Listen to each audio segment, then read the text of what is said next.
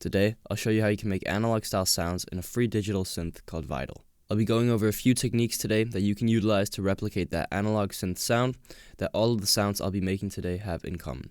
But these are the sounds I'll be breaking down today.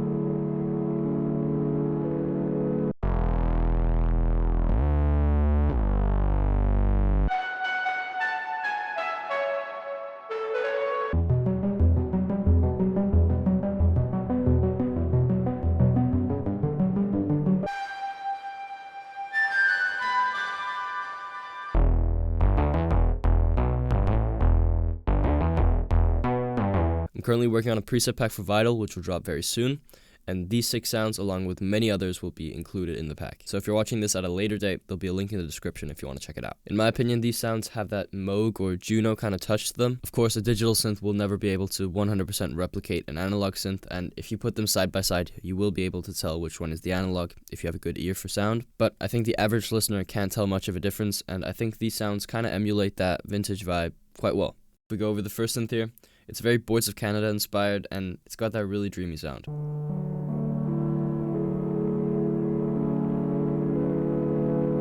But it's an extremely simple patch. Here, you'll instantly notice what all of these sounds have in common, and that's that imperfect wavetable. As you can see, this used to be a normal saw wave, but I've gone in and drawn in imperfections, and that creates that vintage and analog sound. You can do this extremely simple in Vital. You just go in here and draw, and turn down the grid and the grid Y, and now you can just go like that when you drag. The fluctuations in the waves are what gives analog synths that really warm tone to it. Of course, you won't be able to replicate it in this digital kind of synth, but I think it sounds really cool anyway. So I think what's also adding that really analog touch to it is the pitch automation. So we got this random one, which if you play it, you can see. But that is linked to 5 different parameters. First, we got the fine-tuned pitch. If I turn that down, it sounds like this. But let me turn it up. Next, we got the level, which means the volume is also going up and down just slightly.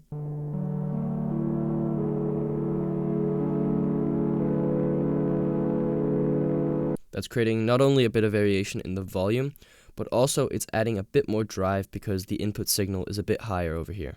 The random is also linked to the drive, which means that it gets a bit more crunchy, not only with the drive, but also through the level. And then there's also a random on the filter cutoff. But I haven't even mentioned the noise. The noise is really what gives it texture. If I turn it off, it sounds like this.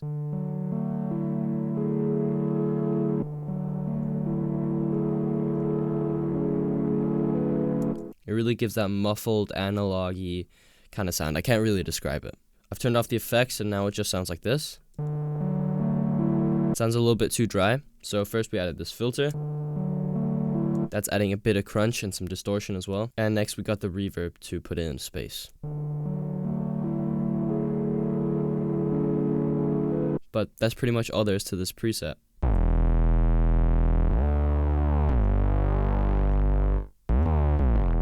First, let me turn off the effects.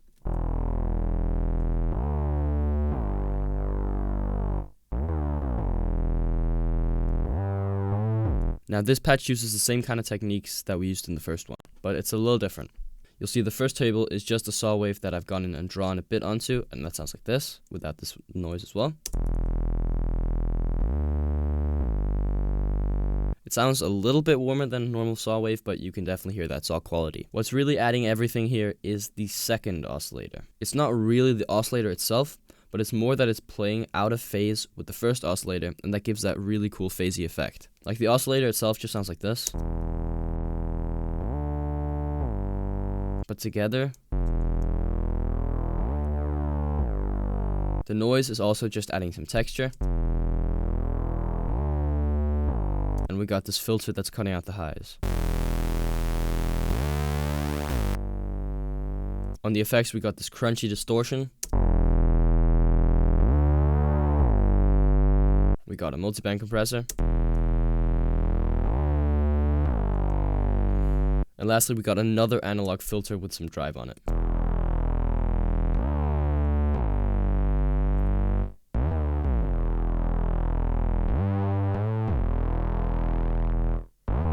We also got some glide, that always glides on, and legato, and that's creating that pitchy effect when it goes in the high notes.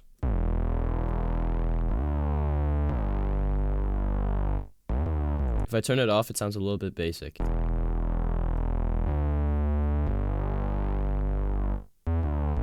But yeah, this is a pretty cool preset. Let's move on to the next one.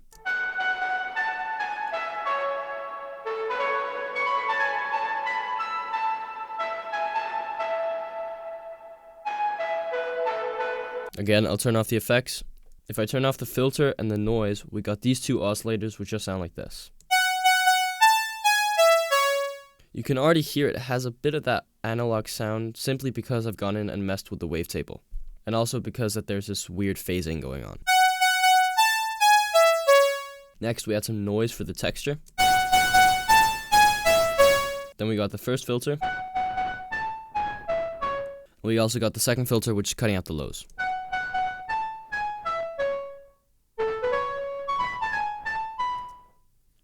On the effects, we got a bit of distortion, some EQ, and a lot of reverb.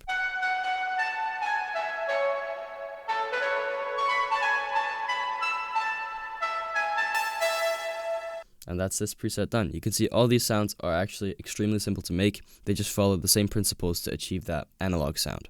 Next, we got this ARP.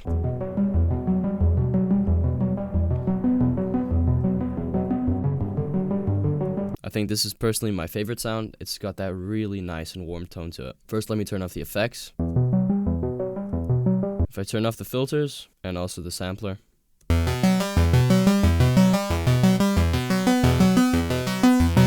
So we first got a saw wave, a square wave, and then a sine wave that all have been really warped weirdly. They sound weird and kind of develop over time because they're out of phase with each other, and also because the random is controlling the pitch of all three of them. So that's what's giving it the detuned effect. Then we got the noise for the texture. That's been key tracked here. But it's way too harsh, so we cut off the high end with this filter. And this envelope is mapped to it. We got the second filter, which is just for the sampler.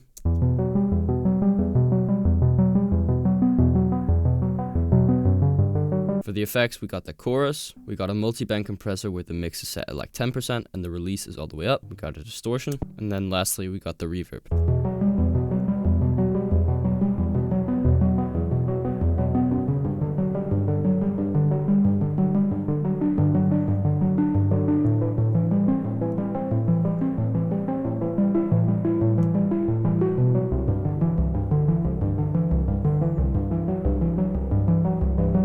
Next, we got this kind of washed out lead, which sounds like this. Sounds a little bit like the one up here, but it's got some different qualities to it. If we go in the preset, it's super simple. It's that warped saw wave and the noise. We got an envelope that looks like this, which is mapped to the filter down here, and both oscillator 1 and sample is going through that. The effects is really what's doing everything. If I turn it off, it just sounds like... super simple. We got an EQ, cuts out all the lows from the noise, chorus, compressor, delay, distortion, and lastly the reverb. Pretty cool. The last is another bass, which sounds like this.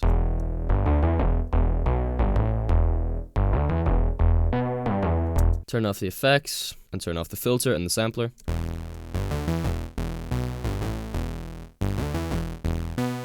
So this sound is a little different. We got two warped saw waves. The first one just sounds like this.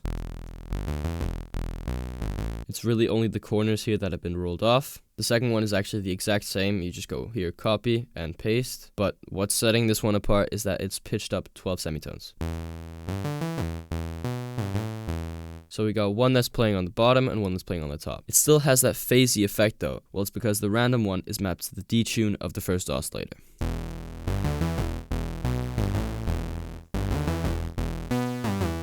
We got noise. It's mainly giving texture in the mid frequencies. We've got the first filter. It's got this resonance peak, which is giving it that growly effect. Second filter. For the effects, we got the chorus. compressor, distortion, EQ, and lastly, reverb. And you might be thinking, what the hell, why are you putting a reverb on your bass? I'm cutting it out in the low frequencies, as you can see over here, so it's mainly just for the top end.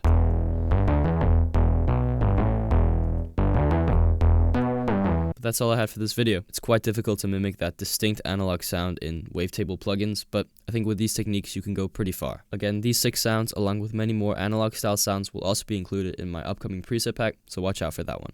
But until next time.